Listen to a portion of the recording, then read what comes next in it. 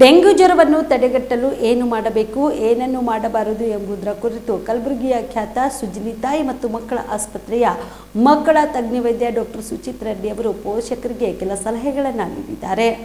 ಎಲ್ಲರಿಗೂ ನಮಸ್ಕಾರ. ನಿಮಗೆ ಗೊತ್ತಿರೋ ಹಾಗೆ ಡೆಂಗ್ಯೂ ಜ್ವರ ಈಗ ಆಗ್ತಾ ಇರೋ ಮಳೆಯಿಂದ ಡೆಂಗ್ಯೂ ಜ್ವರ ತುಂಬಾ ಹರಡಿದೆ ಗುಲ್ಬರ್ಗಾದಲ್ಲಿ. ಫಸ್ಟ್ ಏನು ಹೇಳಕ್ಕೆ ಬಯಸ್ತೀನಿ ಅಂದರೆ, ಡೆಂಗ್ಯೂ ಜ್ವರ ಅಂದರೆ ಯಾರಾದರೂ ಮೇನ್ ಏನಂದರೆ ಪ್ಯಾನಿಕ್ ಆಗಬೇಡಿ. ಡೆಂಗ್ಯೂವಿಂದ ಅದು ಆಗುತ್ತೆ ಇದು ಆಗುತ್ತೆ ಅಂತ. ಎಂಥ ಡೆಂಗ್ಯೂ ಇದನ್ನು ಕೂಡ ಟ್ರೀಟಬಲ್ ಇದೆ. First of all prevention is better then cure ಅಂತಾರೆ. ಫಸ್ಟ್ ಡೆಂಗ್ಯೂ ಜ್ವರ ಹೆಂಗೆ ಪ್ರಿವೆಂಟ್ ಮಾಡಬೇಕಂದ್ರೆ, ಮನೆಯಲ್ಲೆಲ್ಲಾದರೂ ನೀವು ಸುತ್ತಮುತ್ತ ನೀರಿಟ್ಟಿದ್ದರೆ, ಪಾಟ್ ಹೋಲ್ಸಲ್ಲಿ ನೀರಿರುತ್ತೆ, ಅದನ್ನೆಲ್ಲ ಪ್ಲೀಸ್ ಡಿಸ್ಕಾರ್ಡ್ ಮಾಡಿ. ಮತ್ತು ಇನ್ನೊಂದೇನೆಂದರೆ, ಎಸ್ಪೆಷಲಿ ಹುಡುಗರಿಗೆ ಡೆಂಗ್ಯೂ ಜ್ವರ ಆದರೆ ತುಂಬ ಸೀರಿಯಸ್ನೆಸ್ ಇರುತ್ತೆ ಅವರಿಂದ. ಫಸ್ಟ್ ಮಕ್ಕಳಿಗೆ ಚೆನ್ನಾಗಿ ಎಲ್ಲ ಫುಲ್ ಕ್ಲೋತ್ಸ್ ಹಾಕಬೇಕು. ಈವ್ನಿಂಗ್ ಟೈಮಲ್ಲಿ ಮಕ್ಕಳಿಗೆ ಹೊರಗಡೆ ತಿರುಗಾಡ್ಸೋದನ್ನು ಸ್ವಲ್ಪ ಕಮ್ಮಿ ಮಾಡಬೇಕು.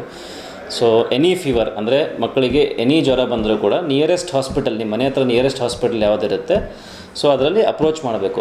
ಬರೀ ಜ್ವರ ಇದ್ದಂತೆ ಮನೆಯಲ್ಲಿ ಇಟ್ಕೊಂಡು ಪ್ಯಾರಾಸಿಟಮಾಲ್ ಇರ್ಬೋದು, ಏನಾದರೂ ಇರ್ಬೋದು, ಅದನ್ನು ಹಾಕೋದಕ್ಕಿಂತ ಮುಂಚೆ any fever should be immediately consulted to your nearest OPDs.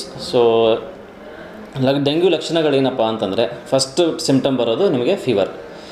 ಮತ್ತು ಇನ್ನೊಂದು ನೆಕ್ಸ್ಟ್ ಸಿಮ್ಟಮ್ ಏನಂದರೆ, ಮಕ್ಕಳು ತುಂಬ ಸುಸ್ತಾಗಿರ್ತಾರೆ, ಅಂದರೆ ಫೀಡ್ಸ್ ಎಕ್ಸೆಪ್ಟ್ ಮಾಡಲ್ಲ, ಚಿಕ್ಕ ಮಕ್ಕಳಲ್ಲಿ ಹಾಲು ಕುಡಿಯೋದಿಲ್ಲ, ಮತ್ತು ಸ್ವಲ್ಪ ಯೂರಿನ್ ಅಂದರೆ ಯೂರಿನ್ ಔಟ್ಪುಟ್ ಕಮ್ಮಿ ಆಗುತ್ತೆ ಡೆಂಗ್ಯೂ ಜ್ವರದಲ್ಲಿ. ಸೀರಿಯಸ್ನೆಸ್ ಜಾಸ್ತಿ ಆದಂಗೆಲ್ಲ ಸ್ವಲ್ಪ ಈ ಥರ ಲಕ್ಷಣ ಎಲ್ಲ ಕಾಣಿಸ್ತಾ ಇರುತ್ತೆ. ಸುಸ್ತಾಗೋದು, ಯೂರಿನ್ ಔಟ್ಪುಟ್ ಕಮ್ಮಿ ಆಗೋದು.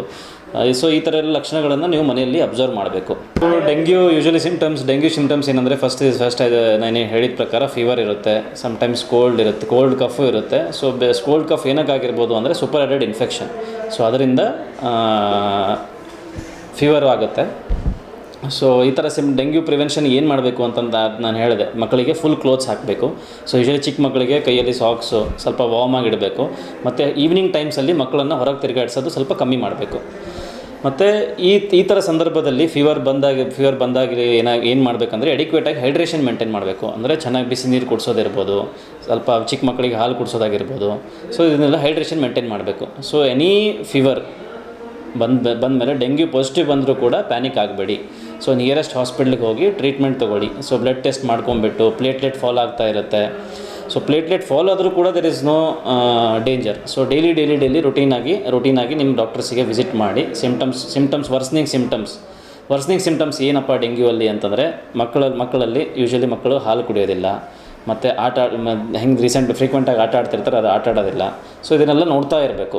ಮತ್ತು ಎಲ್ಲಾದರೂ ಬ್ಲೀಡಿಂಗ್ ಮ್ಯಾನಿಫೆಸ್ಟೇಷನ್ಸ್ ಅಂತ ಹೇಳ್ತಾರೆ. ಡೆಂಗ್ಯೂ ಪೂರ್ತಿ ಕ್ರಿಟಿಕಲ್ ಕಂಡೀಷನ್ ಏನಪ್ಪ ಅಂದರೆ ಡೆಂಗ್ಯೂಯಲ್ಲಿ ಬ್ಲೀಡಿಂಗ್ ಆಗ್ಬೋದು. ಬ್ಲೀಡಿಂಗ್ ಎಲ್ಲಿಯಪ್ಪ ಅಂದರೆ ಗಮ್ಸಲ್ಲಿ, ಮತ್ತು ಮೋಷನ್ಸ್ ಯೂಶಲಿ ಬ್ಲ್ಯಾಕ್ ಕಲರ್ ಆಗೋದು.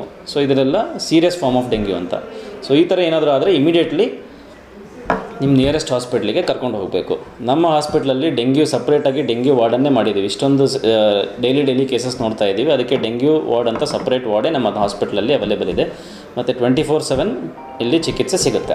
ಕಲಬುರಗಿಯಲ್ಲಿ ಸ್ತ್ರೀ ರೋಗ ಹಾಗೂ ಮಕ್ಕಳ ಚಿಕಿತ್ಸೆಗಾಗಿಯೇ ಪ್ರತ್ಯೇಕ ಆಸ್ಪತ್ರೆ ಪ್ರಾರಂಭ. ಸುಜಿನಿ ಕಲ್ಯಾಣ ಕರ್ನಾಟಕ ಭಾಗದ ಅತ್ಯಾಧುನಿಕ ತಾಯಿ ಮತ್ತು ಶಿಶುವಿನ ಆರೈಕೆಯ ಆಸ್ಪತ್ರೆ, ಸ್ತ್ರೀ ರೋಗ ತಜ್ಞ ಖ್ಯಾತ ವೈದ್ಯರು ಹಾಗೂ ಮಕ್ಕಳ ತಜ್ಞ ಖ್ಯಾತ ವೈದ್ಯರ ತಂಡದಿಂದ ಕಡಿಮೆ ದರದಲ್ಲಿ ಚಿಕಿತ್ಸೆ, ವಿಶ್ವ ದರ್ಜೆಯ ಉಪಕರಣಗಳ ಮತ್ತು ಅತ್ಯಾಧುನಿಕ ICU, NICU ಹಾಗೂ ಇತರೆ ಸೌಲಭ್ಯಗಳಿಂದ ಮಕ್ಕಳಿಗೆ ಗುಣಮಟ್ಟದ ಆರೈಕೆ. ಸುಜಿನಿ ಆಸ್ಪತ್ರೆಯಲ್ಲಿನ ಸೌಲಭ್ಯಗಳು: ದಿನದ 24 ಗಂಟೆಯಲ್ಲಿ ತುರ್ತು ಸೇವೆ, ಹೈ ರಿಸ್ಕ್ ಗರ್ಭಧಾರಣೆ, ಒಬೆಸ್ಟ್ರಿಕ್ ICU, ನವಜಾತ ಮತ್ತು ಶಿಶು ICU, ಶಿಶು ಸಂಬಂಧಿತ ಶಸ್ತ್ರಚಿಕಿತ್ಸೆ, ಲ್ಯಾಪ್ರೋಸ್ಕೋಪಿ, ಲಸಿಕಾಕರಣ, ತಜ್ಞ ವೈದ್ಯರ ಸಲಹೆ, ಡಯಾಗ್ನೋಸ್ಟಿಕ್ ಮತ್ತು ಅಲ್ಟ್ರಾಸೌಂಡ್ ಸೇರಿದಂತೆ ಅನೇಕ ಸೌಲಭ್ಯಗಳು ನಿಮ್ಮ ಸುಜಿನಿ ಆಸ್ಪತ್ರೆಯಲ್ಲಿ ಲಭ್ಯ. ಹೆಚ್ಚಿನ ಮಾಹಿತಿಗಾಗಿ ಸಂಪರ್ಕಿಸಿ ಸುಜಿನಿ ಆಸ್ಪತ್ರೆ, ಬಿಗ್ ಬಜಾರ್ ಎದುರುಗಡೆಗೆ, ಕಲಬುರಗಿ. ದೂರವಾಣಿ ಸಂಖ್ಯೆ 08472272727 ಅಥವಾ ಮೊಬೈಲ್ ನಂಬರ್ 9900427814.